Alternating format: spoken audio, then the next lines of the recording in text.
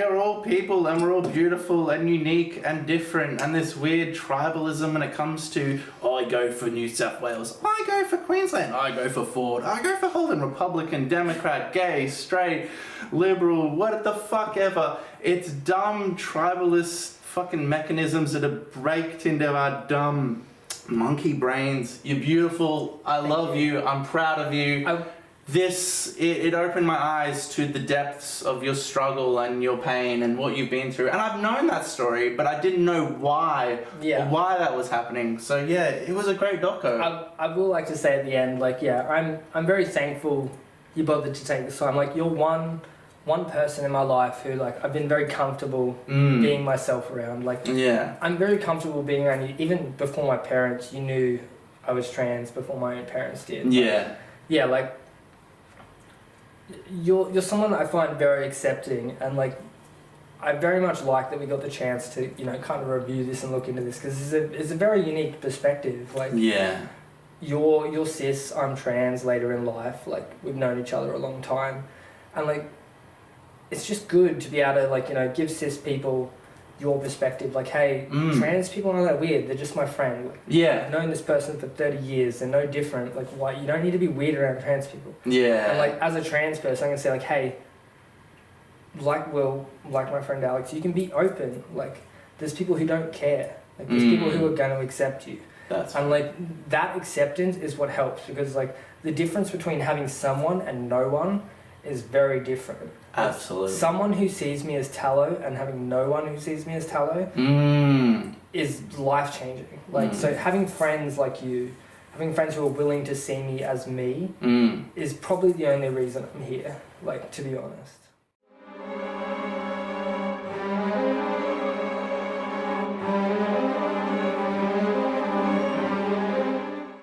So, we're doing like a little history thing on Will and Harper's relationship.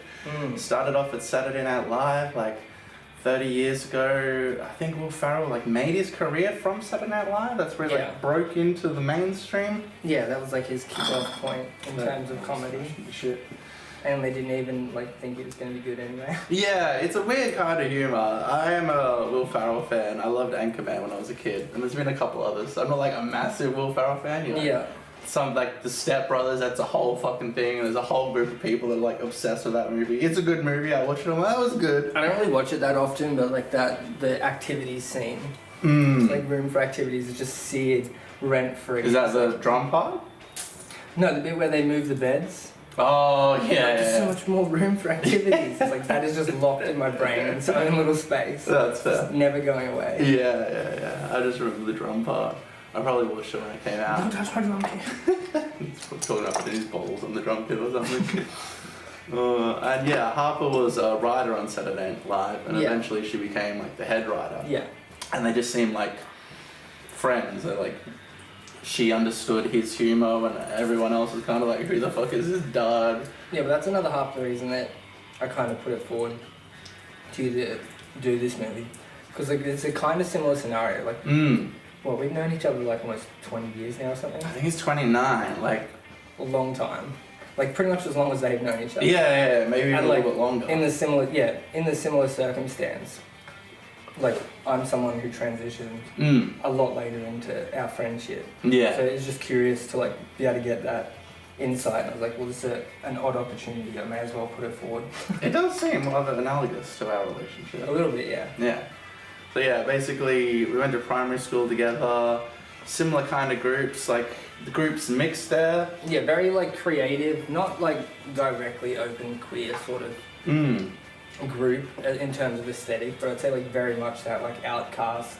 Yeah, we were like weirdos, musos later on in high school, punk rock, black nail polish, I think I did like 5 different art classes, you did like 5 different art classes. I didn't get anything done in high school because I just did all art classes. They take us to the Modern Art Museum like every month. Yeah. They're just like, what are you gonna, let's just go to the Modern Art Museum. It was fucking rad. I didn't learn anything, but it was amazing. Yeah, I don't think any of us utilised any of the skills from like, well, I suppose some of us did, but like, not me. Our friends aren't exactly PhDs. Let's just say that. Yeah. So yeah. What claim to fame's like with stay-at-home parent. I ran a marathon once and I was huge. That is pretty cool. I don't think I could do that. I would literally die. That's fair. Yeah, but it was really high school where we became really good friends. Primary school, we knew each other, we were friends. Yeah, we met in grade 1, so about as far back as you can get. Yeah, I think it's like 29 years ago. We're getting fucking old. We are old people. I'm looking at myself recently and being like, brah. So yeah, I was looking back at footage of like our previous recordings of like reviews. And like we mentioned, we're old in them, and like that was prior to my dream. I was just like, fuck, I'm so old, man. I have a 3-year-old son, and I feel like in that 3 years of age, like a decade, I watch you on Mondays, and every Monday I age 3 days. Yeah. It's just like, bro, would you stop? It's like my kid was a baby, and now they're like a 9-year-old. So what the hell is going on right now? Time flies. It does. So yeah, high school, we really became good friends. I remember spending heaps and heaps of time at your house. Over school holidays, I'd spend like 3-4 days there. Yeah, my house was kind of just a halfway house. And between friends, like people would just turn up when I wasn't even home. Yeah. To my mum and shit. I'm like, alright. Cycle through. Yeah. You wouldn't be there. Yeah, and like Jason and Aaron would stay there for like a week straight, like one set of clothes. Just all alternate each other's houses all the time. I swear our parents must have hated it. Yeah, you had Foxtel, which was amazing. That is true. A lot of crazy adventures. I remember we got a microwave once. Your mum had a microwave and she was just like, put all that shit your kids can have it. And we're like, just what? Blow things up with it. Soap and deodorant cans and shit. We're in a band. Fucking, it was called Sodom and Gomorrah. I remember writing its name all artsy and Mrs. Alcock's seen it and she just seen Sodom. She's like, oh, you know what that means? I'm like, oh, it's like a things going in the thing. It's like a biblical town where they didn't believe in God. Yeah, nothing else happened there. They were liars and cheats. Didn't like vaginal sex. I remember a tiger eating fucking Doritos and farting all over the place. Disgusting, and writing songs about it. Yeah, Dorito shit machines. Good times. So yeah, that's where, we really connected and just...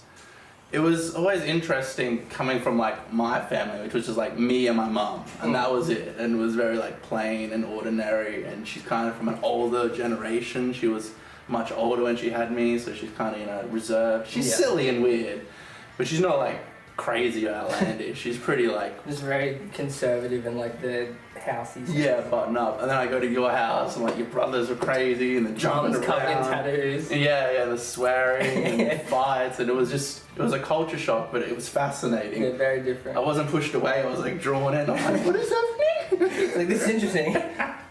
Your brothers just like beat the shit out of each other and swear and all kinds of craziness would happen, and I liked it. Yeah, I just thought it'd be a very good way to get like both perspectives, because like in a sense, you essentially take on the role of Will, and I take on the role of Harper for this movie, and like we come from a very connected background in that you knew me, essentially. You knew the shell, like my dead name and stuff. Yeah. And like for a very long time, like you've known that person significantly longer than you know me now. Yeah. So I was just like, that's a very unique standpoint from a review standing, that like if the chances there, like Harper does to Will, I may as well exploit it if I can get something good out of it. So. That's fair. I have a bunch of questions written down as well, and when you messaged me, I was like, that sounds like a great idea. It sounded interesting and fascinating rather than fucking Iron Man 2. Who the fuck is Can that? we watch something Marvel, please? Iron Man 2 is the best film since Iron Man 1. No, like I am very aware this is very outside your normal realm of review scope. So like it will be something that your normal audience is not probably going to expect you to drop on, but like I think my last couple of films and stuff's like House of the Dragon, Deadpool, Wolverine, Alien Romulus, a lot of sci-fi stuff, a lot of genre stuff. Yeah, mentioned a documentary about. Yeah, not to mention the fact that last time I was on here, I was bald. Yeah, and a dude with a different name. Yeah, so that was a Kill Bill review. It's a very interesting jump. That's fair. That was 2 years ago almost, but like. Yeah. You're gonna have some. You've got different whiskey this time. Suntory Toki. Very good. So yeah, basically Harper sends Will this email, and she sent basically everyone in her circle this email, and she's like, I'm coming out. I'm gonna be a lady now. I don't remember. I kind of do, I think. I think Ashley told me. when I came out. Yeah, did you like put it online? I think that's how I found out. Mine was a bit different in that like I was sort of forced out by like online hate in a sense. True. But like user dodged a lot of that, fortunately. But yeah, I think it was Facebook where I originally posted something. Yeah. And like everyone was like, fucking what? Because yeah, like I just kind of came out of left field with that one. Yeah. Yeah, from memory, I think Ash told me. Well, like Harper, a lot of, well, I wouldn't say a lot, but like the lockdowns, like 2020 to 2022 sort of period, when like everyone was trapped inside. And like this is the case for me as well, because I came out about the same time Harper did in 22. Yeah. And like when you're locked inside for so long, as someone who's like hiding that part from yourself, yeah, you're constantly in front of that mirror. You're constantly in that isolation. It's like, I'm going to be here for the next 6 months at least, that they've said. Yeah. No one's coming over. Yeah. No one's going to be knocking on my door. I'm trying to hide from myself, and that's like what I'm locked in with. I may as well order some skirts online. Yeah. And like try it out, because like I've got nothing else to do for the next 6 months. That's fair. And that's what I did. And like I was like, holy shit.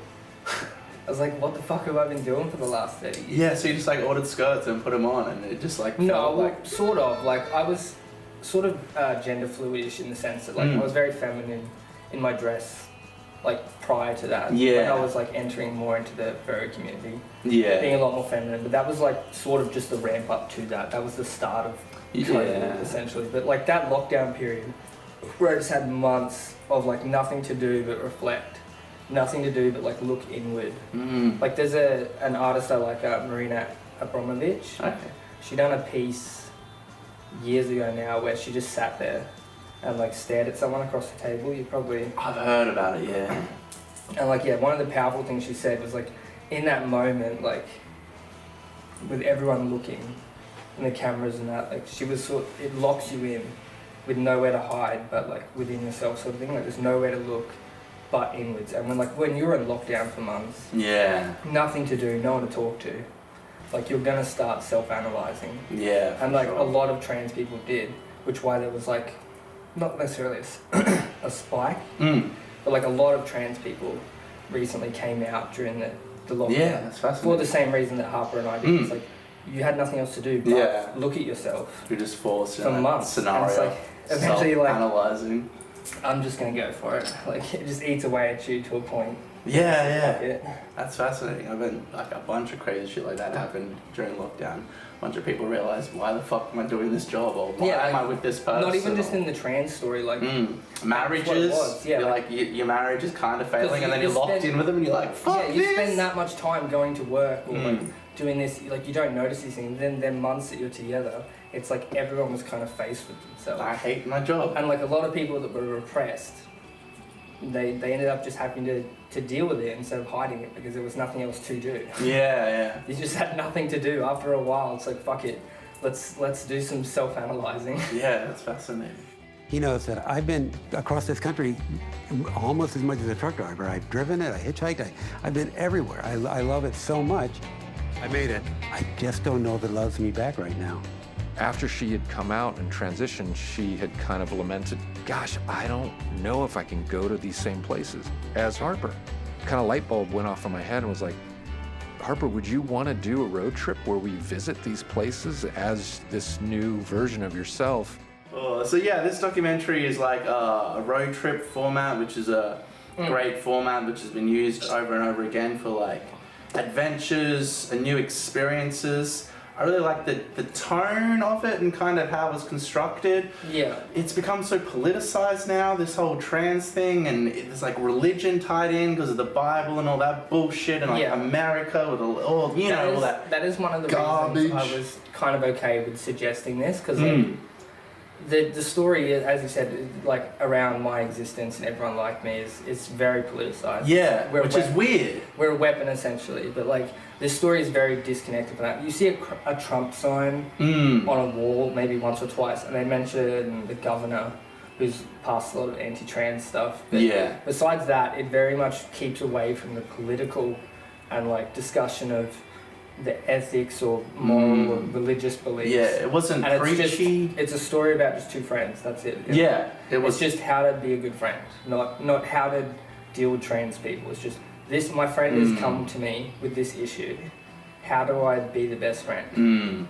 Yeah, it'd be so easy with something like that to have like an agenda or be pushing an idea or encouraging people, but it was just a person's struggle and just her going through personally, not even like broadly, but just like what she's experienced and all the hardship and pain and despair and suicidal tendencies and all that. So Harper, she didn't come out until late into her 50s or 60s or something. It's like, ain't no way, bro. Yeah. I barely made it through 30 years. True. This is where breaking point. I was like, fuck it. It's either this or death. Like, I don't care at this point. When did you first realise? Me? Yeah. At like 6, I think, 6 or 7. That's probably around. It's like just mainly around the time I started school. So similar to Harper. Like, I didn't really have much interaction with kids. I only had brothers. Yeah. And like, when I got to school, it was a very different sort of thing. But like, I also come from a very non-accepting family in that sense. Your family is very like masculine and aggressive. Yeah, very motorbikes and tattoos and fights. And like very Catholic as well. So like, there's a lot of like anti anything that's not just straight line, like breeding for kids kind of shit, and like rough and tumble, sorted out in the backyard sort of deal. But like, I don't know. It was. I just kind of didn't really focus too much on it when I was young. I just thought I was a bit weird, similar to Harper. And then like when I got to high school, I kind of more understood it. Like I was like, I think I would have preferred to have been a girl, but like there was nothing in that sense. Like there was no conversation about trans people. Yeah. There was no. I'd never met a trans. It wasn't person. part of the public consciousness. Our entire 20 years ago. Like, we were in the same schools from year 1 to year 12. Like, we never had a single trans person at all. Like, we barely ever heard about it. Never heard about it. And when you did, it was usually in like a caricature in movies and stuff, and not a good... Or like in porn. Yeah. And it would be essentially viewed as an object of sex, like a fetish type rather than a person. Yeah, that's And like, so there's something I never really had any knowledge of or like considered following that path, because like it never seemed like it would go anywhere good. And then like, to be fair, we were like most kids and most people at the time fairly homophobic, like even within our own group. To a lot of people. We call each other faggot. Yeah, like, what are you fucking gay? You're looking at that. Yeah, like even blah, me, blah, blah, I was blah. very vicious. Like, for a while, like I was very vicious to the point where like some people wanted to make sure I wouldn't know when they told you about like experimentation and stuff. I was so fucking vicious about it. But the problem was that viciousness came from a point of I was watching people who were willing to explore that aspect of themselves while I was sitting there afraid to do it. Yeah. It was just a jealousy thing. And then you put up that wall to be like, I'm not that, that's not me. Yeah. And like you push back harder. You look at any photo of me in our earlier days, I'm the gayest motherfucker out. Wearing like dresses and fucking colourful hair, goofy headbands and shit. Like nothing is normal about that. I was trying to So many flags. Like you look back, you're like, this motherfucker was not just a cis hetero dude. No fucking way. And like I fought it so hard. Like I was one of the most homophobic, queerphobic people in our group. Yeah. And like now you're a girl. I'm the opposite of that now. Like, that's fascinating. Yeah, I mean, I would never have pictured it or imagined it, but in retrospect, you had a lot of flamboyant, crazy haircuts, spiky, and like big fringe, or... Yeah, no, like when I look back on it, it's like... I remember you used to draw a lot of like detailed penises on stuff, or like veins. I do like... you were very good at drawing penises. They weren't just like a dick, like, dude. It was like a vein, it was like throbbing, pumping shit. You go to the bathroom, you come back, and there's like a cock on your like book, and you're like, oh. Shit. No, there was warning signs. Yeah, I mean, I would never have imagined or thought, but when I look back, I guess. Yeah, like I'm sure with Harper as well, there probably was a lot, like especially with like expression through sketches. But like repression has a lot of different ways of expressing itself, but like usually it tends to express through lateral homophobia, lateral like gender discrimination. So like you lash out at what you wish you were, essentially. There's been a bunch of like hardcore Christian fucking like, what are they called, preachers that are like anti-gay, and they do that big rhetoric and they're talking They come down, out gay. and then like they find him in a brothel sucking dicks. That's like, I can't remember his name, but I'll send it to you post after this. There's a guy in America, he's like a governor or senator or something. He's like super hard anti-trans. Yeah. Like all these things, and he just got caught out on this website, Nude Africa, where he's like pro-slavery. He's an African American man, like full pro-slavery, and he's like commenting under so much trans porn, saying how much he loves it and how he's a perp and all this shit, and it's just collapsing the Trump like administration. But like, it's not even like chases are a very common thing. That's it's like it's very repressed. Like they love them some trans doodle, but like they on the surface they're like, no, I'm a Christian man. We believe in God and the Holy Spirit. Typing on X porn, just like looking up the most wild shit. Big black dicks, big black dicks. Yeah. But it's like, even there, a lot of the times, like, like, it can go either way. Like, the governor, like, pretends to be nice to them at that game. But, like, in reality, he's like a monster. Like, if I went to his state under what he wanted, like, my medications would be an illegal narcotic, like, not narcotic, like a drug. But, like, you'd get in trouble for having. If I went into the bathroom that I assigned with, I would go to jail. Yeah. Like, all of those sorts of things. Like, just ridiculously insane shit. And He's like, probably sucking big black dicks. yeah, but that's what I mean. Like, they don't care, like, at the end of the day. Like, at the end of the day, it's just a weapon. And it's like, Harper essentially didn't want that to become what the point of the story was either. Yeah. Which is why they focus so heavily on the friendship. Which is, I think, it's the most important part. Because, like, the director, I can't remember his name, Josh? Oh, ding it up here. Yeah, something green, something. I think it was him that says that like laughter is the closest path between two people. Yeah, that's fascinating. Like, so like, if you want to get a connection between two people, usually the fastest way is like a joke. Yeah. Two people laugh, they connect. Yeah, and Sort of easiest kind of, you're both And, opening like, up and vulnerable. The trans story is so disconnected, so dehumanized, so like weaponized that like it's an othering sort of thing. Like, no one wants to deal with it. Like, most people don't hate trans people. It's just so foreign.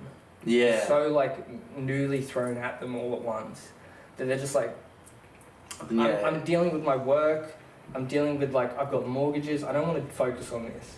And like wrapped up in politics. Yeah, exactly. All it's that like shit. People talking about how like they're, you know, grooming kids and like drag queens. It's like none of that shit is real. Nor does it matter. Like they talk about like mutilating children and stuff. It's like, nobody's having that surgery as a child. And like, there's a reason I don't have that surgery. I don't have $50,000. True, yeah. Like, I don't have that. Yeah. Most people like that, like, try and find a trans woman who's got a high-paying job. It isn't sex work. Yeah. It doesn't exist, because, like, there's still those levels of, like, underlying discrimination. They can't say, I'm not hiring you because you're trans. Yeah, but if it's a reception job at a clothing store, are they going to hire they're going to pick the cis girl, or they're going to pick me? Like, even if it's not a bad thing necessarily directly, I come with extra hindrances, like, is someone going to discriminate me at work? Are we going to have to worry about a HR issue? Yeah, some like, grandma going to come and get offended and shit.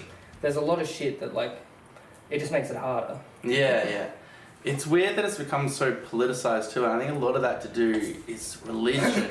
Yeah. And I think that Christianity kind of ties into most things in Western worlds. Yeah, like even flat earth, like that's a fucking Bible thing. Like abortion, that's a Bible thing. The gay rights, the flat earth comes from like the firmament. Yeah. Like gods. You think that they're just crazy people, but then it all comes back to the fucking Bible. It's like... See, but then like if you actually look beyond what most people follow the Bible tend to have not even fucking read the thing. I think it denounces into it. It denounces gay people once, and the passage is like don't lay with another man, which is up in the canonical current Bible written under like Catholicism and like the Council. Because there's different versions. Yeah, the Council of Nicaea and all that stuff. Like a lot of that will denounce trans people, but then like if you look into the Gnostic texts, which were like left out of canon by choice by like the Roman groups. Edited by cunts. Yeah, literally.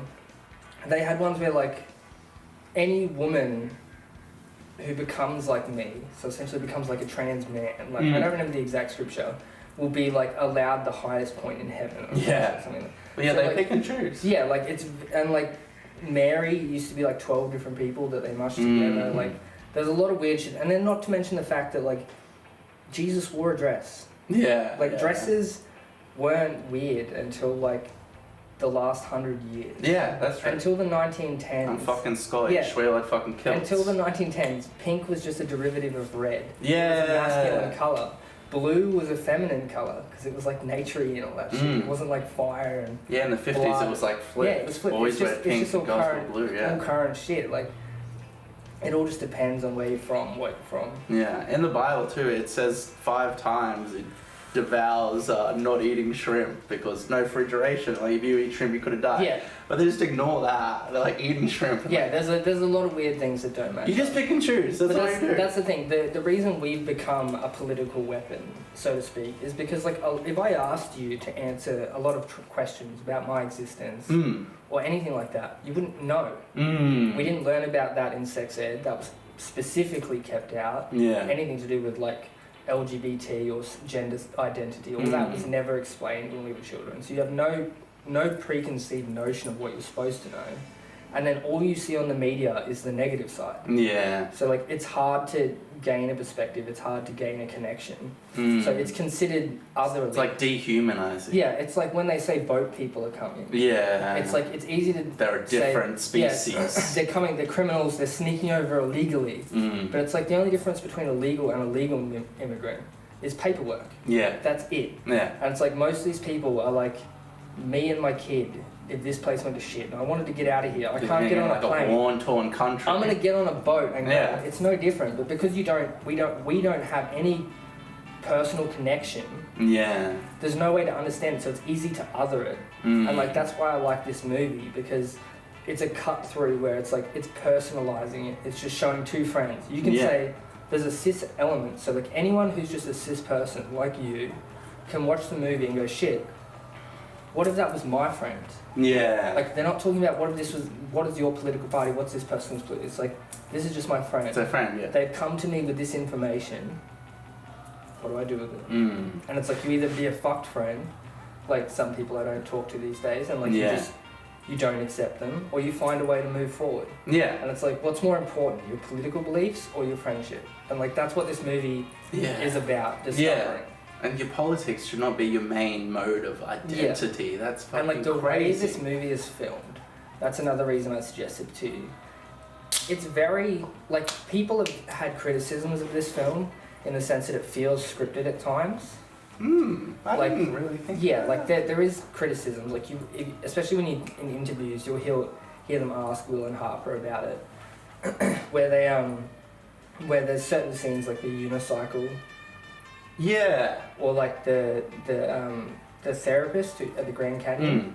Those sorts of scenes can seem scripted. Like I get that, but I think it's just the way that it's filmed. Like the kids' reaction seemed very organic. He wasn't like, yeah, ride my unicycle. He's like, what the fuck is happening? Yeah, like who are you people? As they've explained, none of them were scripted. They were just organic moments. But like, the movie is shot in such a good way. Like, I don't know how to describe it. Like, usually there's like two kinds of documentaries.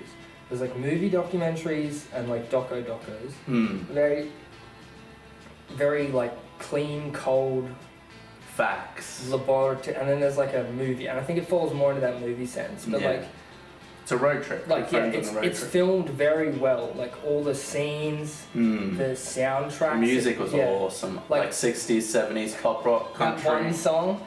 Yeah, I think it's right on Candy. As soon as that came on, I don't know the lyrics, but I was like, yes. As soon as that, I was like, holy shit. I was like, guy's voice. I think it was a guy. It's like so high and like weird. Yeah, but that's like in terms of music. The when they call what's her name? Is it Melissa? I wrote it down, but the songwriter lady. Yeah, the one who writes in the song. She's famous. Yeah, she plays that drunken lady on the plane. She's been in a million things. Something. Kristen Wiig. Kristen Wiig, that's it. I don't need to think. Don't need to think. We fixed it. We got it. Yeah, Kristen Wiig, is her song. Did you listen to the song? Yeah. It's so good. That was the moment where I went jazzy, and then like her voice, I'm like, oh damn, you're really good at singing. Yeah, like so I think that was a very like cleaning moment, just like after so much crying for the movie. But like every part of this movie, like music, the way it's filmed, like locations they chose, like everything is so fucking good. Like I understand why it's doing so well at Sundance. And like Rotten Tomatoes, it was at 100%. Yeah, true. Like 100% is all the percents. Yeah. Like, it's every one of them. Like that's a lot. Like, yeah, like it is rare for a movie. Like I'm assuming that like people are gonna say, oh, it's woke, it was pushed to 100. But like if you people say that if it's like a normal movie and the lead character's a female. If you skip beyond the like it's woke, but like it's just a good movie. Yeah. Like, even if you don't even focus on the trans aspect, like just the two friends on a road trip. Yeah. It's a good movie. It's got lots of cries. It's got lots of funnies. Yeah. So yeah, they go on a road trip. It's well put together. Music's great. I love all the map stuff. Favorite scene? That's what I want to know. My favorite scene. Or which do you think was the most impactful scene to you? Because there's a lot of scenes I'm interested. What you find interesting as a cis person. Yeah. We have very different views on how the movie will hit us. Yeah, well, they go to this steakhouse, right? And it's supposed to be like this fun thing. Will Ferrell brings a Sherlock Holmes uniform. As soon as Will Ferrell. As soon as I seen Texas Steakhouse. No.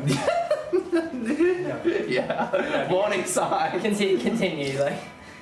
So yeah, they go to this steakhouse, right? And like there aren't many gags in the movie, but obviously it's a fucking like a production that they're filming. That was very much we want a funny bit. Yeah. So they go and he's gonna eat a big, huge, ridiculous steak in an hour, and he's Will Ferrelling it up in Will Ferrell Town, and the guy, the waiter.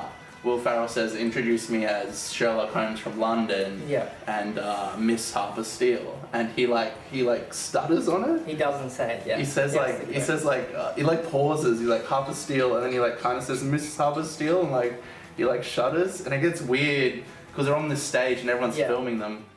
How do you want me to announce you? Sherlock Holmes from London, England. Yeah. With his guest, Harper Steele. Harper Steele. Miss Harper Steele. Miss Harper Steele? Ms. Harper Steele. Yeah, Miss Harper Steele. Yeah. We have Sherlock Holmes all the way from London, England, with his guest, Harper Steele, Miss Harper Steele. And then you get all the hate from online, and I have a bunch of notes that talk about like hate in real life versus hate online. I feel like, well, you'll have more experience in both these I'll fronts. chat to once you're done. But that scene for me, I guess, was the most memorable, impactful. So I'd probably agree with you, to be honest. Like, the first time I watched the movie, like I knew what the movie was about, so I went into it understanding. I was like, oh shit, finally a trans story. Yeah. I did not expect how heavy this movie was going to be. There was lots of crying. That scene, like I knew when he mentioned the Sherlock Holmes outfit, when he was originally packing, when they were showing the difference between like a guy packing and a girl packing sort of thing. I was like, oh, that's going to be a bit at some point.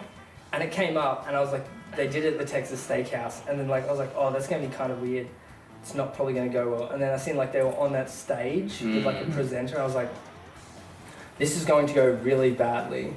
And then like the longer that scene went on, I physically, like my hands were shaking. Yeah. I had to leave the room. Like I was bawling my eyes out because I knew, it's hard to explain, but like, I know what she feels like. Like, anytime I go to the shops, anything, I notice when people look at me. Yeah. Like, people notice when you're being looked at, or pointed at, or gawked at. And like, absolutely.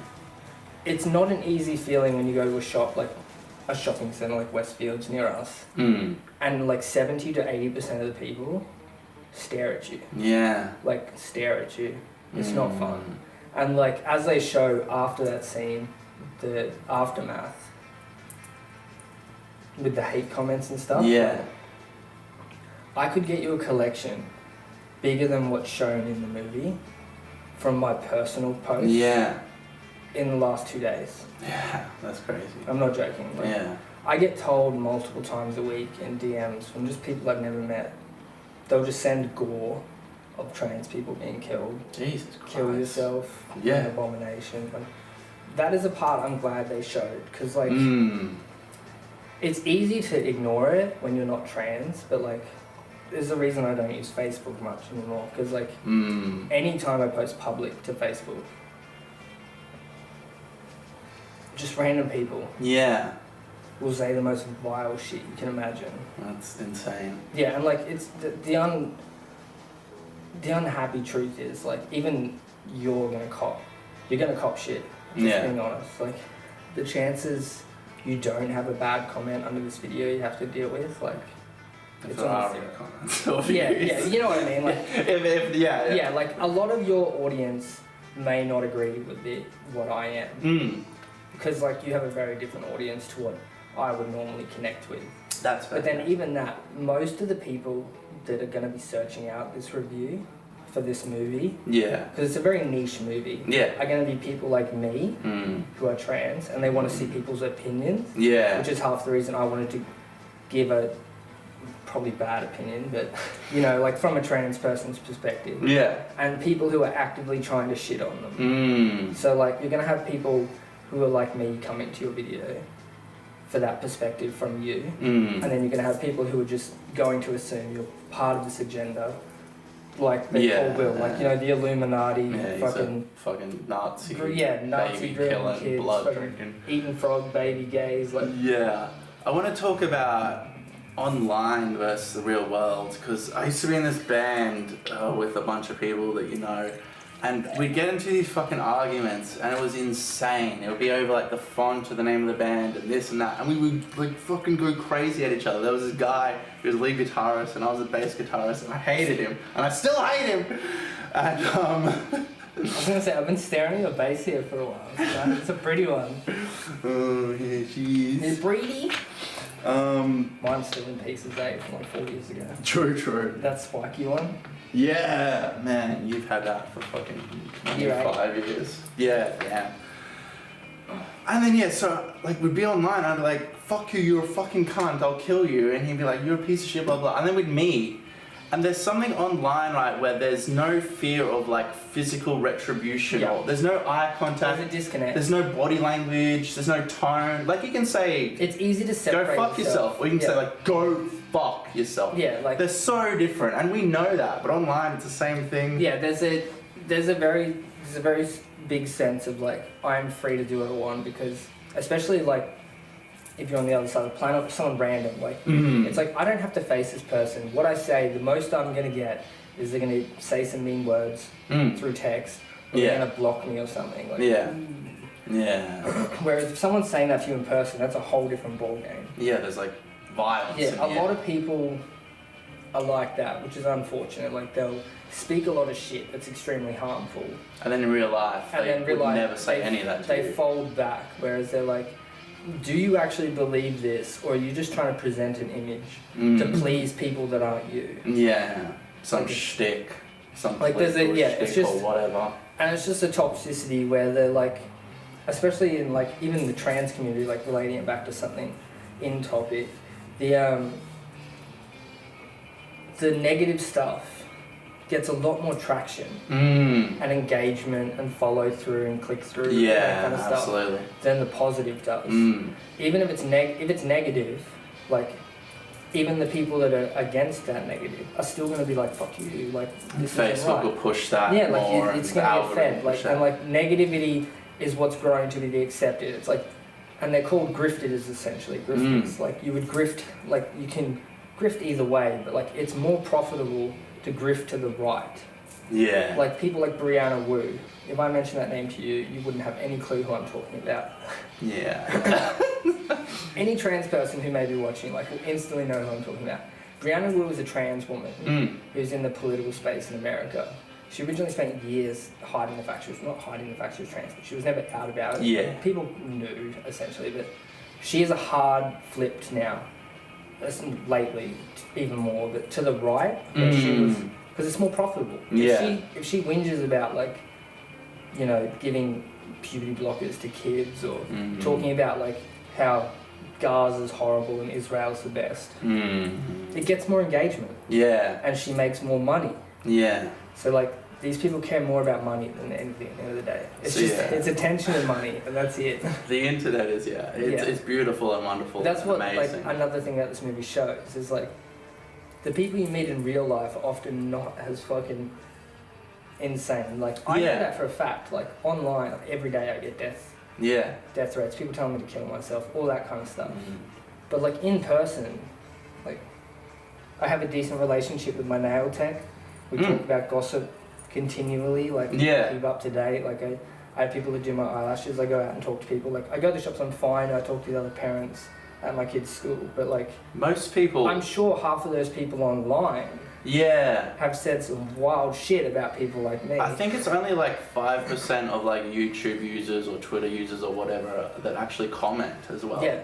Like, it's a minority of people that are commenting, and then some of it is like Russian. It's the loudest minority. Yeah, and we're more sensitive to that. Like, if you work in customer service and like 9 people say good shit to you, like, oh, that's cool, and one person says something negative to you, you hold that, and that's how, like, that's in your heart, and you forget the 9 good things, and you just like, that's how a lot of the hate and, like, the right operates, is like the louder you are and the more like never give the other people a chance to say anything, never give them a chance to humanize anything, then it starts to eventually just seem less and less like, well, you just don't want to deal with it, you're just like, fucking whatever, bro, like, do your shit. And, like, that's how you end up with, like, Roe v. Wade on, and, like, abortion being banned, and you know, I get arrested for going on the toilet and shit, like, craziness. but not fascist. So the internet is amazing, but it's also a hellhole. Have you like felt any hate or abuse or people calling shit out to you in real life? In person? Yeah. So I will admit, I talk about how, like, they're very different, but, like, there's a lump kind of scar here on my face, scar tissue, you'll see it, but, like, that's because I was hate crimed. I was assaulted, I was beaten. That's crazy. So, like, it sounds like it's different, but, like, Harper's very correct in that this movie is not the average trans experience. Everything Harper did in that movie, I don't think I could do. Like, there was a camera there which changed the dynamic completely. And Will Ferrell. And Will Ferrell also like, changes the dynamic completely. That's what she explains very heavily and tries to get across. It's like, this is her experience. She's showing her experience as a trans woman, not the average experience, because it's very much not the average experience. It sounds daunting, but, like, every time I leave my house, I am genuinely afraid I'm going to be hate crimed before I get home. And it's not unreasonable to think that, because it's not a 0 percentile. Like, the amount of people in this world who've been conditioned to hate what I am and fear what I am is massive. Like, all I need is one person to just snap. And that's it. And it's like, and then I also have to worry, being a parent, I also have to worry about, like, my kid being involved in that, like, bullying, my kids' phone. Like, there's a lot of shit. How did your family feel when you came out? I don't talk to a lot of my family. So not good. No. A lot of my family are Catholic in that, and I remember that. There's a few that seem to be getting it. Like, Mum is very accepting. She's pretty much the one. Like, she will take Will's sort of position. Like, she comes out a lot with me to the shops or, like, the nail salon and stuff like that, just to be that kind of barrier in case something happens. That's nice. But, like, most people don't have that, to be honest. A lot of people who are trans, they get rejected. On their own, like, and even within our friend group, there's a lot of people who I don't talk to because they still call me by my dead name and all that. I want to talk about that because, and obviously I'm not trying to diminish you or anything, but, and this is nothing compared to your struggle or what you're doing. As Harper said, like, any question is fine. Like, you have no idea about my experience. Like, we haven't not talked about me being trans. So anything you want to know, go nuts. Well, I was going to say one of my fears, and it sounds dumb in comparison to what you're doing in your struggle. I'm not comparing it, but it is weird. Like, I feel scared to say your old name or refer to you as a male pronoun because sometimes you just do that accidentally. And at work, like, all the females, I think it's because I'm like a 90s kid. Like, I will call all the chicks like man, dude, guy. I'm like, Kira, man, your lunch is ready. Kira, dude, your lunch is ready. I will calm your fears right now. We've known each other for over 20 years. You've only known me as Jamie. I've referred to myself as Jamie. Like, all these sorts of things. I don't mind. It's different between trans people. Everyone's allowed to have their own opinion on that. But, like, people who don't know me and they meet me now, Yeah. they know me, I'm Tallow. Yeah. So if they call me Jamie, and that's an active, deliberate. they're doing that on purpose to do that. Mm. Whereas if you do it, it's like, it's muscle memory. It's like, if a chair all of a sudden is called a scroll. You're still going to call it a chair. Yeah. Like, it's the same as my parents. Like, I explained to them, yes, it's not nice. I don't enjoy it, but like, it's very different to a random person or someone new calling it that. Because it's like, you've known me as that. Anytime you've called me or like, quickly go to call that person, that's Jamie. Yeah. And like, so, and if you go, oh shit, Tallow. Like, or he changed it, like, that's fine. I know, as Hub says, there's no ill intent there. Like, it is very different, but like, it's a thought that counts. It's very conditional. You can do it maliciously or yours just is like a muscle memory accident, not a. I know you first as Tallow, and I now know that that's your dead name, and I'm going to choose to call you that. Yeah. Because you know me first. You. Yeah, you've spent 30 years knowing Jamie. Yeah. Like that character that I'd created. You only know Tallow for the last 2 years or so. Yeah. And we haven't exactly like we're both parents, so we don't. It's not like the old days hanging out all the time. So. Every weekend. Yeah. So if you get it wrong, I'm not going to be mad or upset. That's fair. Like, that's one of my like back of my mind type of things. Especially now that I'm drinking. Yeah, no. Whenever I message people, I say brother a lot. If I'm it like, makes, what's happening, brother? If it makes and I'm like, should I say better, sister? What the fuck? I still call everyone Mang. Like fucking Mang. Montana. Bras. Like, like straight up like, you know, Scarface Mang. Like everyone is Mang. Yeah. So like, and that's man basically. So like that doesn't bother me. And like even sometimes internally, like in my own dialogue, like fucking idiot Jamie. I'm like, no shit, Tallow. Yeah. So like, if I even get it wrong through muscle memory sometimes, I'm not going to get you mad with one of my like oldest friends. Accidentally uses the name they've called me for the last 30 years. So. Pretty much all of our lives. But the fact that you call me Tallow now, you don't use those pronouns. Like you don't try to. That is what I care about. It's like there is empathy and effort. Yeah. And that's what's important. Yeah, I would never like want to offend someone or put them out. Yeah. Just for the sake of it. Which is the core part of the movie. It's like you might not necessarily politically agree or religiously or whatever, but like that doesn't matter. Like at the end of the day, none of that shit matters. What matters is the people in your life. Yeah. And if that person is your friend, are you gonna go out of your way to make them sad, or you can try and make your friend happy? Yeah. Nobody with a sane brain is gonna do that, and like anyone who does wasn't a friend. Yeah. Because they're picking their political belief over their friendship. Sky Daddy belief. Yeah. What's Sky Daddy? Over like 30 years of friendship. Oh god. Sky Daddy. Like over like 30 years of friendship, and it's like, well, you're not a friend then, bro. Yeah, politics. It's like, you don't see me, you just see that image. It's like you just want that. You don't want a friend. To me, and I don't know if this is offensive to you, but you seem like the same person. You're a female now, but I am. You don't seem like a different person. You still seem like that person. I've always been Tallow. I just portrayed a caricature. Or a character, a persona that was safe. Yeah. So like it was safer to play Jamie.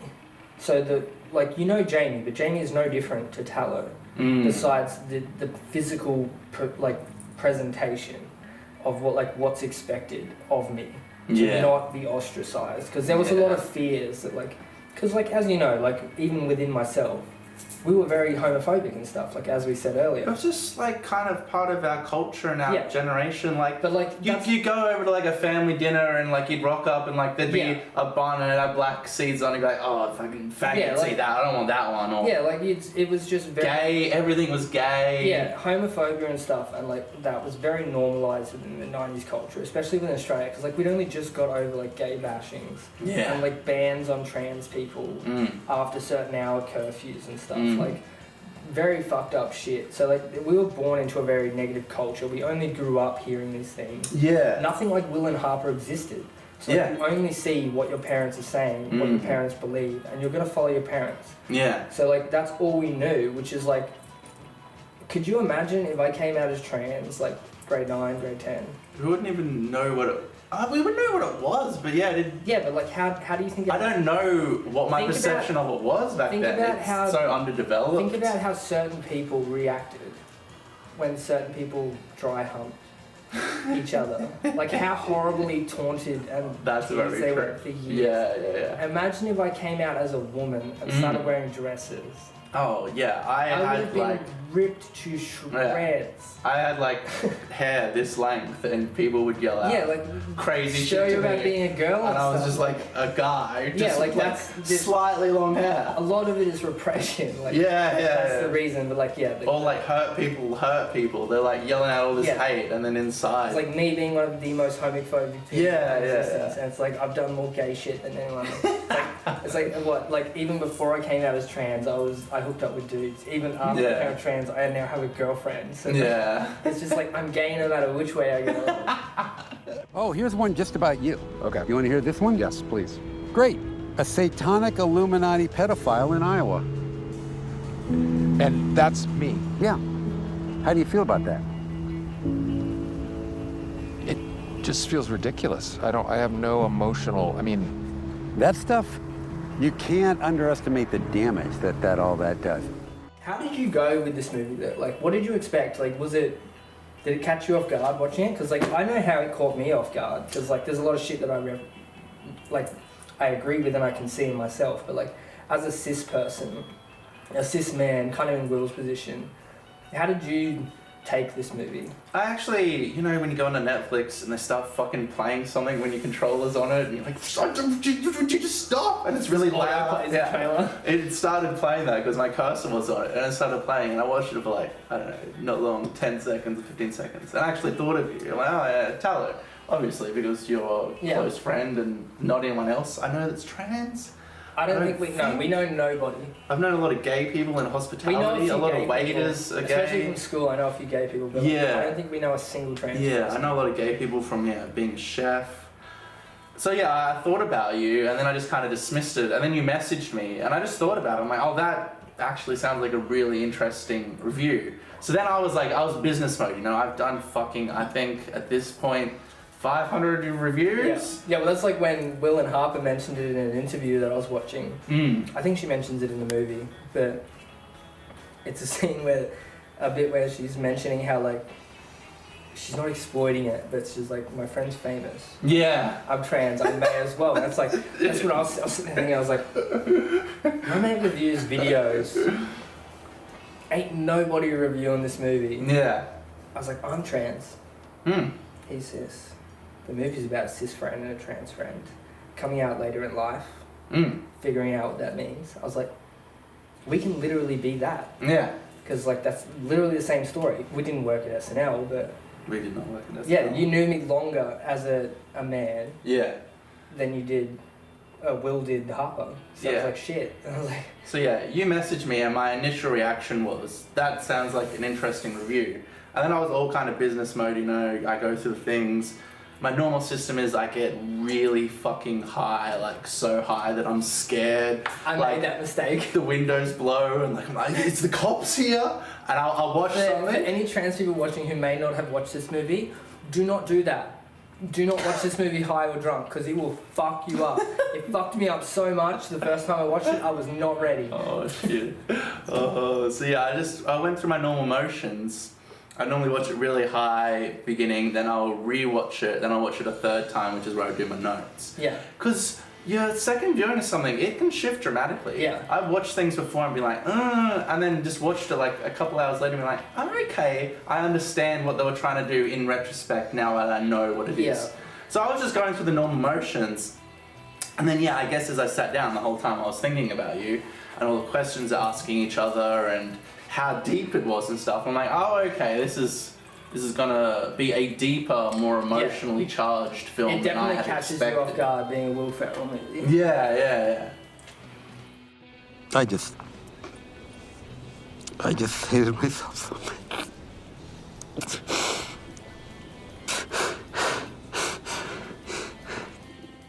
Coming into it for me is very heavy because it's obviously a similar story to mine. Like, me and Harper both transitioned later in life. Obviously, she's a lot later in life than I am. But she's like 60. Yeah, so I transitioned at 30 something, 31, 30. Yeah. And like, so that one I can relate to. And then similar with, when they go speak to another trans woman? Yes. And they speak on, specifically there's a part on voice training and passing voices. Yeah. And that hit me a lot harder than I was expecting, because a big part of trans identity is like, within culture, is passing. Like, so you look when people just like when people talk to you like a cis person, they don't recognize you're trans unless you tell them. Yeah. And it's like a lot of people want to appear that physically, like with surgeries and stuff, which is I do too. But like another part is your voice. Yeah. Like, so like obviously I don't have a feminine voice, but that's because like in that scene, the person they talk to, they choose not to. Because originally I did do that. Same as that person. I went to voice therapy. I had a voice therapist in the city. True. And I did all that. I trained to learn the feminine voice. But like, personally, it's up to every single trans person, whether they want to or not, in their identity and their presentation. Because for me personally, I don't like the idea of voice training, because voice training feels like my dead name identity. Like, my dead name identity in Jamie and a man persona was a character that I played to please or do as I was supposed to for a culture that didn't accept me as I was. Like, I had to fill that role to be accepted. And it's the same as voice training. It's like, unless I pretend to have the voice of a cis woman, like, unless I put on this fake voice, I won't be accepted. It's like, people will accept me as long as I don't sound like me. And it's like, you are you. It's like, my voice is me. Every voice is a voice. Like, if you look at people like Brittany Rayner, I think her name is, the American basketballer, the one who got arrested in Russia. Oh, yeah. She has a very deep voice. Considerably what one would consider more masculine than even my voice. She's a cis woman. Jasper's stepmom, Tracy, who I absolutely loved and passed away, her voice was like gravelly. And like, it was just her. There's a lot of things that I understand that, like, if I put on that female voice at face value, on the phone, all those sorts of things, I would pass a lot easier. It would make life easier for me. It's like, I'm not making life easier for me. You're doing it for the other people. I'm making life easier for people who don't accept me. It's like, you don't accept me with this voice, so I'm going to fake a voice so that you feel happier. The person who doesn't accept me existing. And it's like, I'm not going to do that. And it's like, so I just gave up. And I was like, if people don't like my voice, fuck them, that's their problem. She talks about not necessarily the whole thing being about becoming as feminine as she could be, but accepting who she is and learning to love that. And that's a big part of the feminist movement, beyond like the aesthetic sort of thing. Is that, like, you don't have to be ultra feminine in what is this like male centric view. It's like, you don't have to be pale white, you don't have to be hairless, you don't have to be 3 foot tall, petite, like blonde haired, like. My partner, Ashley, who you know, who you went out with in primary school, she fixes all the cars, and she, in a lot of ways, is a lot more masculine. And there's a lot of part of the world that would consider that unacceptable. I grew up with just my mum. My dad wasn't around. Exactly. So I have like a lot of feminine traits. I'll like paint my nails. And that's one of the things I think helps you over a lot of our friends accept me as who I am a lot easier. Is like me, you grew up with your mother. It's like, you seen that's like, you weren't heavily fed this like toxic, well, it sounds stupid, but toxic masculinity in the sense that, like, as a man, like, people will look down on you if you cry. People will look down on you if you show emotion. People will look down on you if you get cuddly with your missus. Like, that's girly, that's gay. It's like, so you start repressing these things, go, well, I need to act like this. It's like, that's not what, it's like, why should I not be cuddly? Why would I not cry? And it's natural. I didn't get a lot of that because it's just my mum and then my 2 sisters. There was no real male role model in my family, and I reject a lot of male role models. And but you don't need it. That's, away from me. That's the point. It's like, you've become a great dad.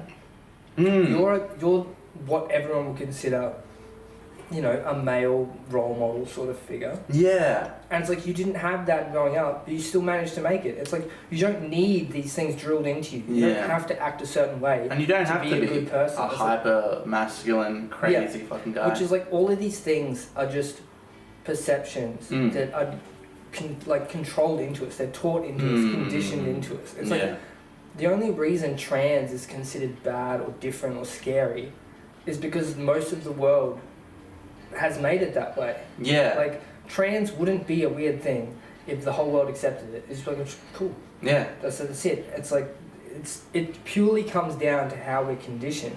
There's a bunch of shit like that. It's like, weed was just a normal part of everyday society for hundreds of thousands of years. Yeah, and then it's because and then in the 30s, some bunch guy of fear campaigns made it illegal, and then all of society and all of outgrowing is, so if like, you smoke weed, you'll die instantly. These are very comparable. So weed or homophobia, all the same things. You know, it will turn, it's from Satan.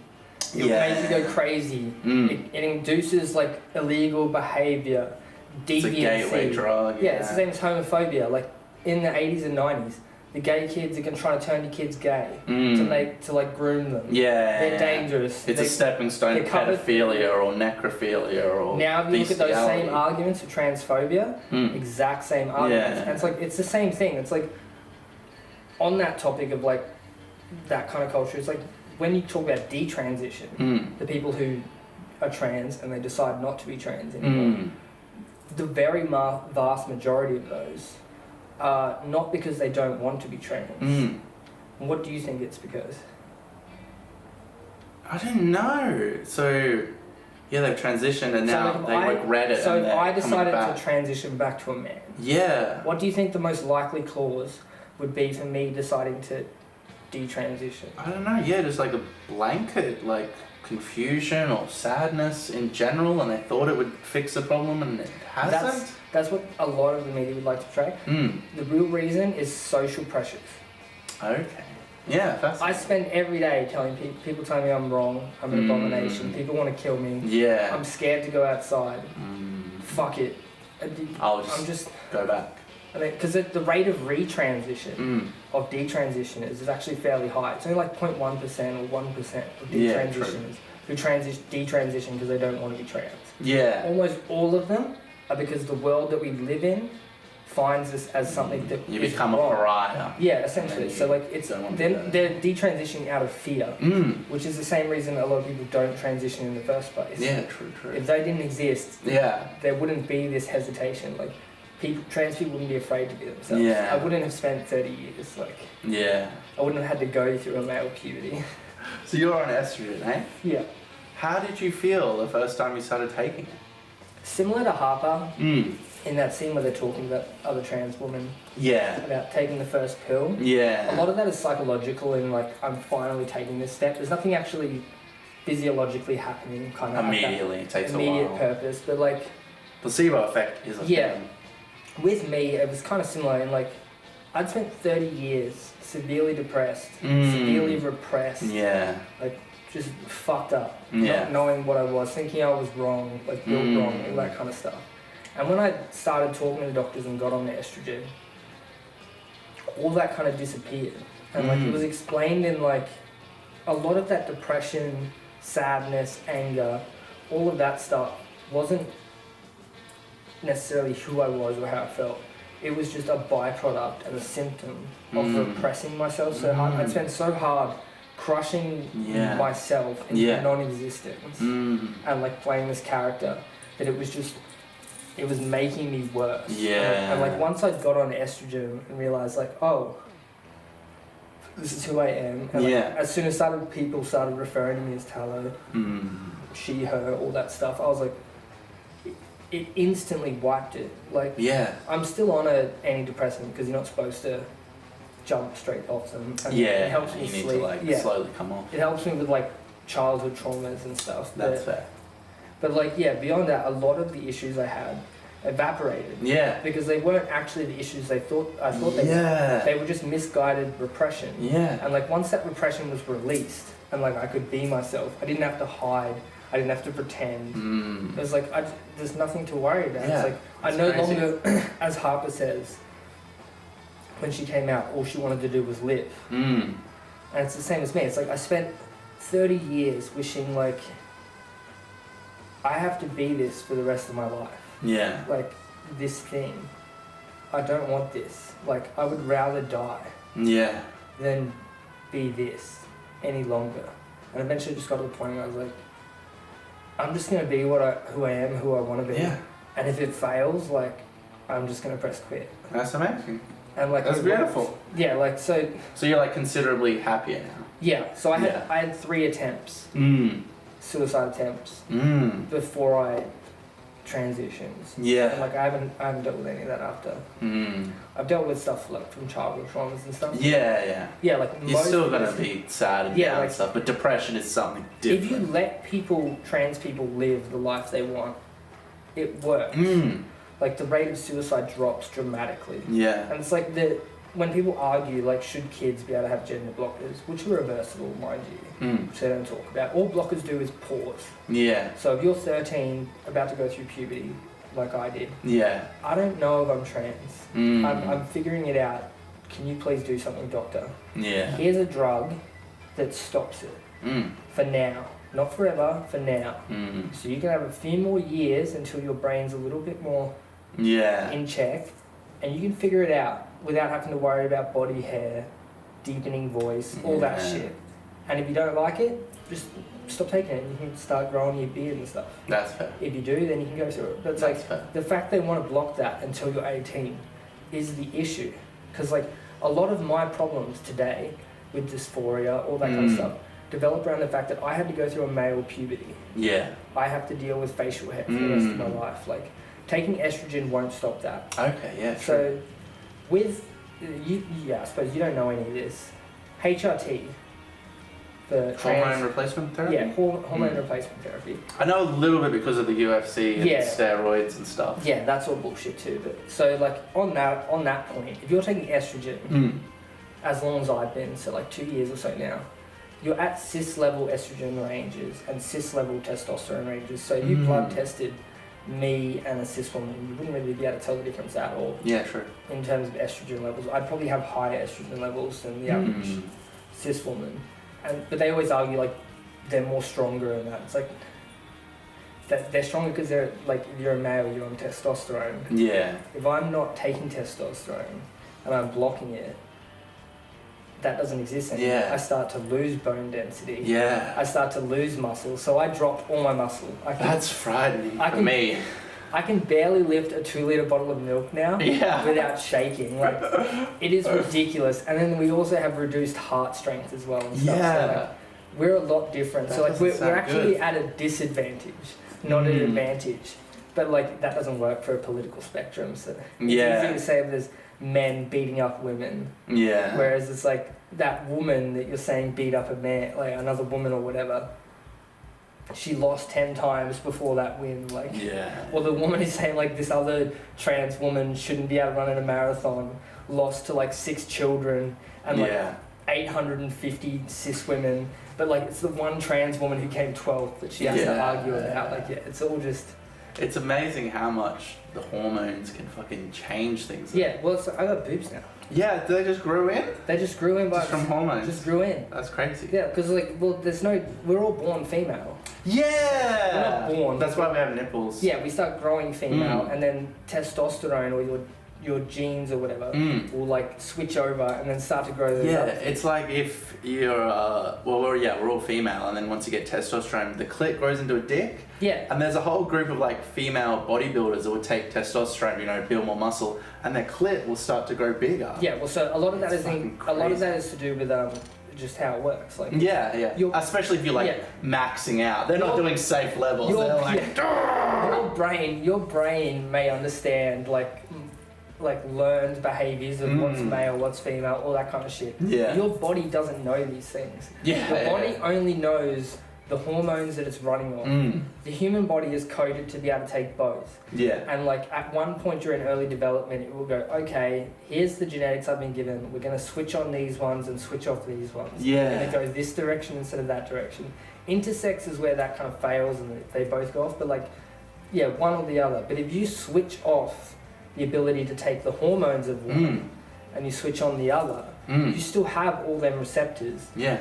The same as the other gender or sex or whatever you want to call it. So like, you will be able to do it. So like, once I start blocking testosterone and get start taking estrogen and start building to levels of estrogen that a cis woman would have, my body has no understanding of why I'm doing that. Yeah. It just knows, This is what's happening now. When I get estrogen, this is the reaction that I do in that process. Yeah. And my boobs, under like a scientific slice up, check them out analysis, they're no different. Like same breast tissue, same breast canal, like same milk production, everything. Yeah. Like, That's crazy. If you put estrogen in any human, they'll just grow the same way any cis woman would. Same as like you give a cis woman testosterone, she will start to, produce body hair. Yeah. Luckily, their voice drops. Yeah. Trans men have the perk of like, testosterone is a very strong hormone, and like, your voice can get deeper, but it can't go the opposite way. Yeah. Okay. So like, if you take testosterone, you will develop a more male voice. Yeah. But if you take estrogen after puberty, you will not develop a more female voice. Fascinating. You have to do voice training. Yeah. Like, because once your vocal cords are all that kind of set, that's it. They're locked. Like, you can't really. You can get like vocal shaves and stuff like surgeries, but it doesn't help much, and you still have to do training. It's like a physical vessel that the air blows through, and that's it's not why, gonna like, when you get take smaller or. That's why when you shape. take testosterone as a cis woman, like trans man, you will grow body hair very quickly. Yeah. Sort of thing. But like when you take estrogen and block testosterone, my facial hair, body hair doesn't disappear. Anything I had prior to starting is there. So set. So it'll kind of give you more feminine things, but it won't take away a lot of masculine things. So it won't change my bone structure. Yeah. So like anything I want with jawline, all that has to be surgically done. Yeah. Body hair, so facial hair, will get thinner, but it will never disappear. So once them follicles are grown, like born, they know where they're growing from, they will grow. So you have to get like laser or electrolysis. True. How far do you want to go with like surgeries and augmentation? True. But the Money. problem is, most trans women don't, because like facial feminization surgery, $10,000 to $20,000 in Thailand, not even here. Yeah. 40 to 50,000 or more for bottom surgery in Thailand, or like 80 to 100,000. Thailand's pretty fucking shifty. Starting at like 50 to 80,000 here. Yeah. And breasts are like $7,000-$10,000. It's like, True. I can barely afford that. Like most trans people don't get that. Usually because of a financial thing. But like bottom dysphoria is different. Like some people are fine with that. I have very bad bottom dysphoria. Like I don't like looking in the mirror. I hate that part of myself. But it's purely financial. Like it's not covered here. Like I don't have private insurance. Like all this crazy shit. Like it's pretty much financial, which is crazy why they say like they're lopping off kids' titties and vaginas left, right, and centre. Because what parents handing over like 50 grand? For some kid, like it's not happening. How do you feel about your tattoos now? Because you got them all when you were male. Yeah, the tattoos. Can we pause? I need to pee. Yeah. I see. We will talk about the tattoos. Oh, Jesus. My leg is this week. And then one day, I was in the middle of shooting a movie in Boston, and I got this email from Andrew. Hey, Will. Something I need you to know. I'm old now. And as ridiculous and unnecessary as it may seem to report, I'll be transitioning to live as a woman. Alright, we're back from a pee break. I'm not sure if I recorded sound on any of that. If not, we won't see this bit. And then we'll refilm it at a different time. We might use this bit of the footage in that. We'll see what happens. I might have fucking fucked this whole thing up. If not, we'll just redo it. Shit happens. Life is rough. Tattoos, how do you feel about your tattoos now? My tattoos, so a lot of my tattoos I don't like just because they're shit. They're just done badly. Yeah. I like the Sayagata pattern, like on the Buddhist stuff, like the Buddhist sleeve. That just, it cops a lot of people just think I'm a Nazi, so I'm like, I'll just cover that up eventually. But yeah, true. This guy tattoo, that one's probably gonna get covered up pretty soon. Like, I think not the next one because I want to get daughter tattooed like scriptive, like my eyebrow, like get a couple of face tats. But like, yeah, I do want to get a big thigh tat, and like that's probably gonna cover that one. Just because like, whenever I have people over, like in that sense, and they're like, "Oh, tattoo," I'm like, "Don't read that one. Just don't look at that. No, thank you." That's hilarious. Like, it doesn't bother me. Yeah, But, like, but you're still into tattoos and like tattoos. Yeah. Like but they're gonna get a lot girlier. Yeah. Which makes sense because I was always into girly style stuff. Like, Yeah, I that's wanted it. like very Disney tattooed fucking princesses and shit. So. Heart is up. I'm gonna get my hands tattooed on Thursday. I'm scared. You really? Yeah. Like the top bits or? Just like little things here. I got mine. Like I got the. Yeah, I know, but I'm a bitch. I will tell you right now, this is going to be one of the easiest tattoos you get. It is so easy to get tattooed on your hands. The only bits of it were a bit weird were the knuckly bits, but it wasn't pain. It was just like you could feel it like bouncing on the bones. Sort of thing. But like like in here and along my chest, they were very painful. But like the hands, bro, like you'll be fine. Yeah. You get as many hand tattoos as you want. They're so easy. Awesome. Because that's my next one. I wouldn't mind getting like, because I want to get that colour kind of filled out on my hands. And maybe something on my fingers, but I don't know yet. Yeah. But yeah, like hands, no worries, bro. You'll be fine. I'm down. How did you come up with your name? My name? Yeah. I mean, I already had it kind of prior. Like I've been testing it in secret. Like, so I've mentioned in your prior videos that I went under Tallow wood. Yes. For my gel soft and all that kind of stuff. And like it was just a soft launch basically. So like it came down, originally I wanted like Maddie, I think, but it just didn't flow. And like, I don't know, Tallow is very different. I like to be a cunt about things. Yeah. I have to be different. So I was like, I didn't want a name that like, because like there's so many trans people I know have like the same name. Like they pick them like witchy fucking names, like some weird like, just very odd names, but it's always the same kind of shit. I was like, I'll pick something different there. I'm picking like a witchy name anyway. Yeah. I can't really talk. But yeah, no, like I ended up just settling on that. I was like, it works, and like people seem to be able to handle it fine. Yeah. It's very different to Jamie, but like I was never really bothered by my dead name. Like even now when I see it on papers and that, like I hate it because it's my old name. It's a part of me that I don't connect with. It is male, like female. Yeah, Jamie is very unisex. Like, there's a lot of Jamies that are female, a lot of Jamies that are male. Like, White guy. Whoa. Yeah, like, so that one never really hit me too hard. Like, if my name was like Kevin or some shit, like, if people call me Kev or something like Bobby or like something like that, I'd be like, ugh. But like, people can call me Jamie and like, they literally could be meaning anyone. It's not hyper masculine. Like you add Lee on the end of that, which is what my name is now. Like I just add Lee for a middle name, but like it's easy enough to mistake Jamie for a female name.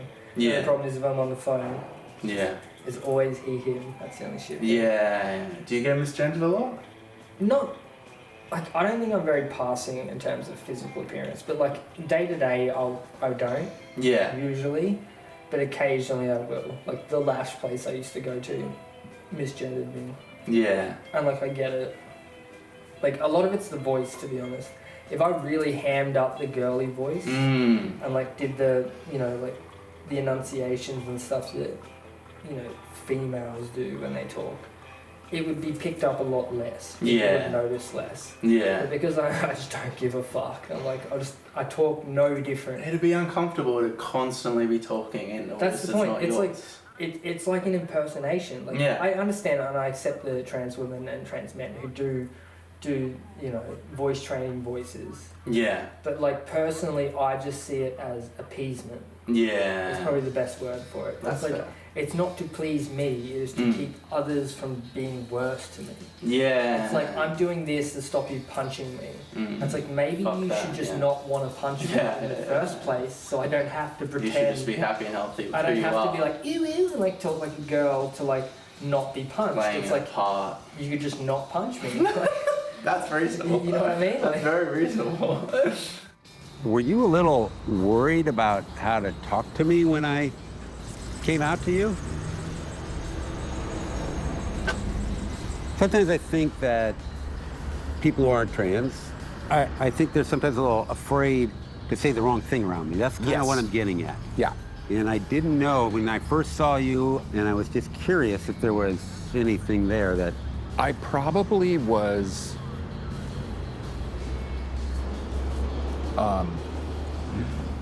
yeah, probably a little nervous. Yeah, it compelled me, and it was an interesting enough topic, and it was just their relationship is the main focus of it, and they were able to captivate that and show that on screen very well, where you were drawn up in these characters and their stories. They're very good at like both being comedians, so you can tell that that's how they are. Yeah. It's like anytime it got super cryy, super depressing, super serious, they just be like, whoop, and just like kick it back in with a joke at the last moment. It's like, or like they go from like a heavy scene to Will joking about how like if Harper's a worse driver now that she's a woman. Yeah. And like to so be fair, it's a balancing act, right? Yeah. You want the sorrow and the darkness, and you want the levity and the happiness. like to be fair, I get that. Like I'm also a worse driver now that I'm a woman. That like there's a lot of that stuff that like it seems like I don't know, stereotypical or like sexist. Pool is like not a physical or strength based sport, but men just excel in it, and maybe that's because men are more interested in it, so not a lot of females Like is play it a it. snooker or whatever? Yeah. Do you know they're trying to ban trans women from snooker? That's crazy because it's not strength or physical based, it's They're just skill and angles. I have an advantage over cis women in pool because apparently, like, I don't know what, men have better eye coordination and are smarter. Like, what is the argument here? Like, like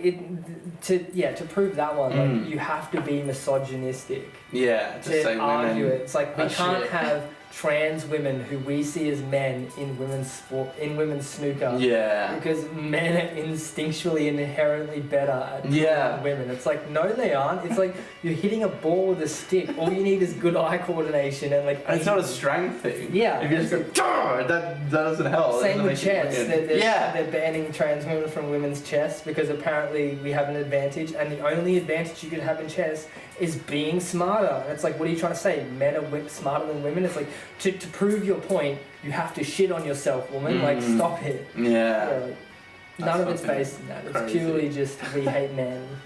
We don't like you. We want to make your life harder.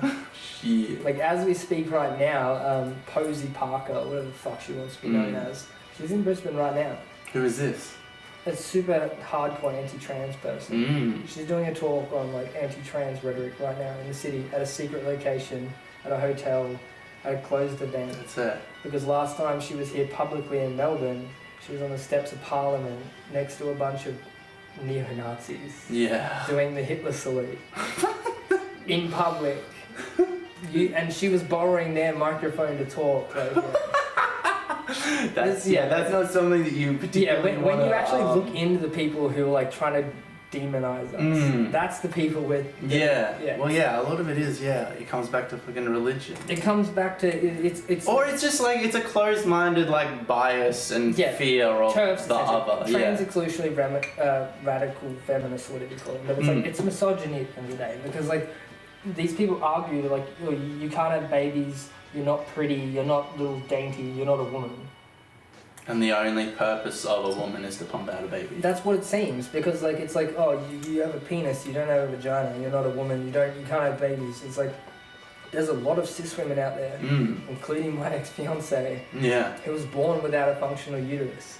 You're calling them not a women? Like, that's not nice. Yeah, like, at the end of the day, it isn't about women and it isn't about feminism. It's just about hate, because like we're different.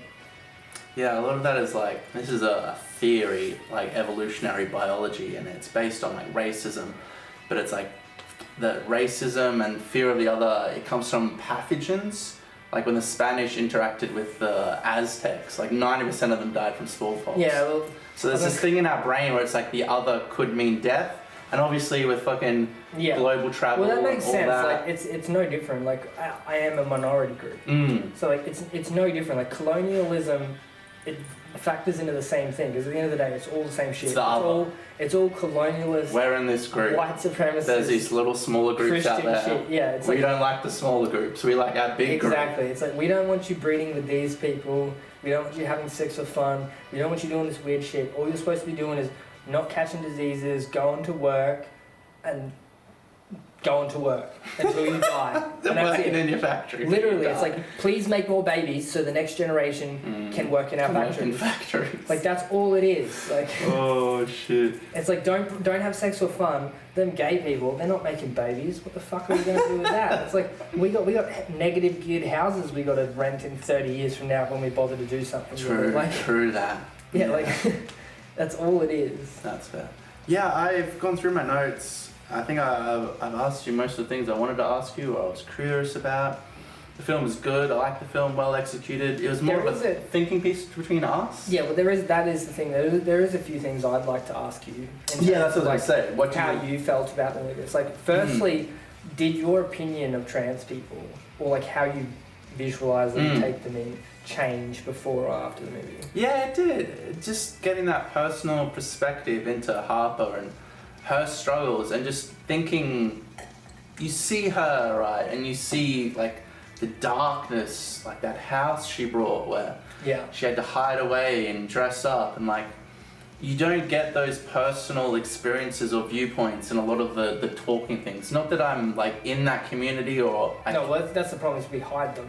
Yeah. What Harper's issues. It's like, you're talking about a group, you're not talking about a person, a real living human being, and her struggle and the pain and despair.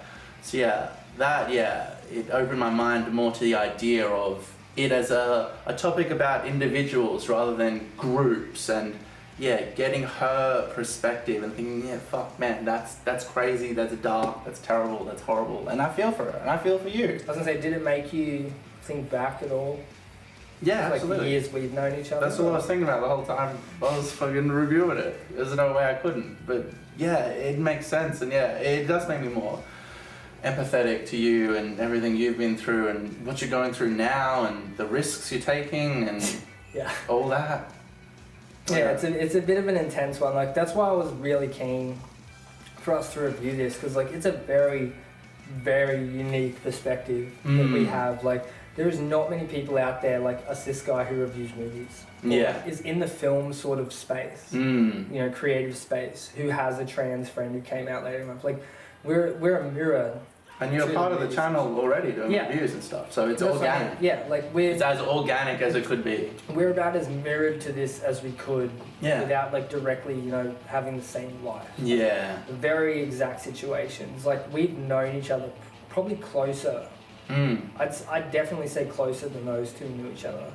So like it was definitely interesting to be able going through your childhood is different than they were adults. Yeah, like obviously we knew each other from very young, but like our whole like adolescence and teenagerhood and high school to get your and drugs and on like a movie that kind of reflected our relationship as friends. Yeah. Because like it's very similar. It's like it's not something we've ever discussed. You're the only friend I've really had any sort of discussion about being trans with. Like, there's no one else I really talk to. Yeah. So it's a very interesting and unique perspective to see how to see my own story kind of reflected in a movie, which is kind of what this movie's about. It's like there's a lot of people out there like me who don't have anyone telling this story. Yeah. Like, there's no one on our side. They're all alone, yeah. Like, the only time you see trans people in media is negatively, or like as a joke. Yeah. So like to see your own story projected in a positive light, it's like it's really heavy, and then projected in a light that's not just focused solely on like the trans experience and more. This movie isn't for me. That's it. The movie is for you. Yeah, I like it. Yeah. Exposing someone who isn't exposed to that. Yeah, this movie is for the friends of trans people, the people who may have a trans person in their family, at their workplace, who've never really bothered or wanted to spend the time or just had the effort to invest in it. It's like... Or just haven't thought about it. Yeah, like this one, it gives you a better opportunity to personally connect, like, oh shit, like I never considered that. Like, whereas like I already know all these things. I know all that. I know you're living it. Like I know the fear of going to a public pool. Like I've never done that since transitioning. Like all these things are very, very common fears to me. Yeah. But these are all things that I'm assuming never come up in your brain. Like unless you watch this movie, they're just not things you would be a witness to. Yeah. I'm somewhat like, we all are fucking broken and fucked up and traumatized and fucking low self-esteem. But it's nothing like your experience, obviously. Everyone's different, but like, yeah, it's just not an experience that is ever portrayed or explained in a way that's humanized. Yeah. So to like see it on a personal level between two friends is very different, which is why I think this movie did so well. It was like, if they had a focus on the political like arguments of why trans people should exist, why they shouldn't exist, why these laws are bad, it's like, but it's if you just show two friends and it's like, even the scene in the diner where she gets misgendered by the waitress. And like, you can see it in Will's face. He's like, he's mulling over, he's not saying anything, but he's like, why did you do that? Like, it's like, it's things you don't think about unless you actually are faced with it. And it's like, unless you have a trans friend, like, you obviously have a bit more exposure than most people because I'm trans, but like, most people would never meet someone like me. Most people would never ask these questions to someone like me. Like, most people can go their whole lives without realizing. We've spent a little bit of time together since you transitioned, but like, it's been like fights where I got everyone here or at the shop. And stuff. Yeah, like, we're not going to get into deep stuff about hormones or boobs or anything. But it's like, these are a lot of questions that people have. You just never had an opportunity to ask or never thought there's a need to ask. But it's like, once you ask them, all the fears around them that just disappear. It's like, all the stuff that's been fear-mongered is false. Like, once you actually see... We're all people. Yeah, once you just... We're all people. Sit down with a human being, like, I'm no different. Like, I'm not some monster, I'm not some evil Illuminati. Drinking baby's blood. Yeah, like, I'm the exact same person. Yeah. I'm just no longer putting on a fake mask. Like, I'm just... I'm in the clothes I want to wear. I'm in the body. If it makes you feel better, it should make me feel better. Exactly, and that's the end of the day. Why wouldn't it make me feel better if you're happier? I don't know the exact quote for it or whatever they said, but like, that's pretty much it. It's like, if you have a friend and like they come to you with something, like, you have a choice to whether make their life more difficult or to accept your friend and like try to figure out how to make that friendship like easier. It's like, you don't go out of your way to make it worse. If you do, you're not trying to be a friend, you're trying to be you're trying to be an asshole. Like, if someone's actually a friend, it shouldn't matter whether they're trans, whether they like to dress in a furry outfit, which I'm furry and a trans, so I'm double fucked. But like, they're in a wheelchair. But like, none of these things... They got a weird eye. Like, the eyes look in different directions. I'm not friends with you, your eyes are weird. So I don't know if you're looking at me or him. Like, none of that matters. Like, but when you make that shit matter, that's when it's like, well, why are you here? Why are you putting the effort in? Like, if that person is your friend, you do what Will Ferrell did. You go, hey, I don't understand this, but understanding it will make us... it'll make things easier. There's a learning strength. It's like, it's not going to make it's not bad to make someone's life better. Like, them worse. Like, it's not affecting you to allow me to be me. It's only affecting me if you don't allow me to be me. Like, it's like, why would you want a world where people can't be themselves? Like, if it doesn't affect you, like, me being trans doesn't make you trans. Absolutely. Seeing me as trans isn't going to turn you trans. It's like, you're like a vampire. It's the same thing as gay. It's like, oh, you see two dudes kissing. You're not gay. It's like, I'm trans. I've seen a bunch of cis people for 30 years. Seeing cis people didn't turn me cis. So it's the same thing with the weed thing. If you have a puff of a jag, we're booting up heroin. Exactly. Like, it's seeing me watching cis people kiss in film, like dudes and girls kiss. Like, cis, it's not going to make me cis. It's like, seeing gay people kiss ain't going to make me gay. Seeing straight people kiss ain't going to make a gay person straight. Like, absolutely. Yeah, like, conversion therapy is just the act of like punching someone until they just go, yes, okay, I agree.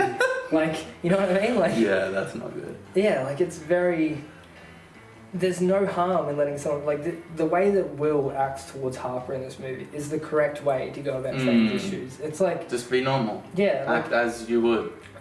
You calling me Tallow, you seeing me as a woman, doesn't affect our relationship, doesn't change the way we act. It's just some words that are some noises that come out of our mouth are slightly different, and the clothes I wear are different. But if you went back 300 years, Jesus is wearing more of a dress than I am, like 1,000, 2,000 years ago. Like, and my people were wearing kilts. Yeah, exactly. Like, Scottish people... wearing kilts. It's like, oh no, you're wearing a mini skirt with no underwear, yet you're less insane than me wearing a dress with like fitting hairs. It's like, no, it's like the only reason like men in anything but like restrictive trousers is considered insane is because a bunch of people in the industrial era were like, not that long ago. Yeah, it's like we're one step removed from North Korea saying this is the 12 haircuts you can have, and men are only allowed to wear pants and women can't wear skirts. No, you would be like executed over there. Yeah, so I mean, in conclusion, it was a great documentary, and it really did make me more empathetic to Harper, and through that to you. And yeah, well, that was my hope, and I think the hope of the movie in general is it's supposed to humanize people like me, because a lot of people don't know someone like me. Yeah. They don't have the chance to talk to someone like me, and it's like we're no different. It's like, just because I see myself as a woman, it doesn't affect you. Like, I still fight for women's rights.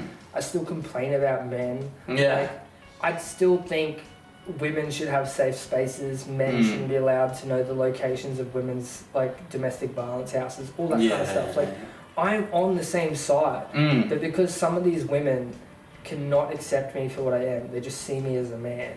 Yeah. They consider me as like a danger or another. And it's like, I've been assaulted physically and sexually by cis men. It's like, it's not trans women doing it. It's like trans women have a higher rate of sexual assault and physical violence than cis women do. Yeah. Like, we, out of all groups, we have the highest rate. It's like 47% or something, some insane amount. That's not good, eh? But yeah, like, I'm not even free from that. Like, I suffer from all of those. And all of those assaults were by cis men, not trans women. Yeah. Me being in a toilet isn't affecting you. It's like, oh, they're coming into women's toilets to assault men, or look at women, and look at women. It's like, I had a boyfriend until like 2 months ago. Like, I'm interested in men. Yeah. Why wouldn't I be coming into the women's toilets? I'd go into the men's toilets if that was my thing. People can be weird and creepy in toilets, like, even if they're. No, that's one of the places I was assaulted was. Yeah. I was attacked was by women in a women's toilet. Like, true. I was like, I'm in there to pee, not look at you. Like, nobody goes into a toilet to do that. It's like, and also men don't need to dress as women to go into a woman's toilet to assault women. They're just going to go in there and assault you. They want to. Yeah, it's like, it's just demonizing. Like, none of the stuff is real. It's all just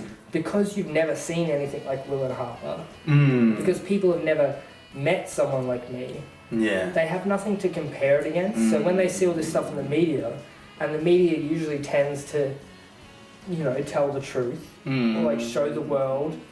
Yeah, it's not true, but yeah. You think it does. You think like that's the image you're presented with, and you only know trans women as this other thing, this like they're trying to give kids drugs to grow boobs and cut off their penises and like all this, and none of that is true. But like because you have nobody to ask. That's nowhere to look to tell you otherwise. Yeah. That's the only thing fair. It's like you never learnt in school otherwise. Like name one time in high school you heard anything trans in sex education. I don't think they really went into gay stuff much. Because it was very briefly, maybe. Because it was considered degeneracy. Yeah. Like these things. Because of the fucking Bible. Yeah, they're run by the fucking Bible. Yeah. Like that's the problem. It's like a lot of these things, and like my existence is considered othered. It's considered different, dehumanized, because there's not chances to be humanized. And like that's why I really like this movie, because it gives you a chance to sit down and go, holy shit, like they're no different to my sister or my cousin. They're just a person. They're people. We're all people. Like, they're not out to like drink your baby's blood and like give everyone drugs. Like they're worried about like going to the shops because they're gonna get beaten up. Like it's very different worlds. In conclusion, let me wrap this incredibly complex, very insane, nuanced conversation up in 10 seconds. And also to be extremely sexist, like in the movie with the driving scene. I have not been able to handle my alcohol since being on estrogen. I'm fucked. Maybe that has something to do with testosterone. Yeah, I am so fucked. But like, if that's sexist, cool. I'm sexist. That's fair. We are all people and we're all beautiful and unique and different, and this weird tribalism when it comes to, oh, I go for New South Wales, I go for Queensland, I go for Ford, I go for Holden, Republican, Democrat, gay, straight, liberal, what the fuck ever. It's dumb tribalist fucking mechanisms that are baked into our dumb monkey brains. You're beautiful. I love you. I'm proud of you.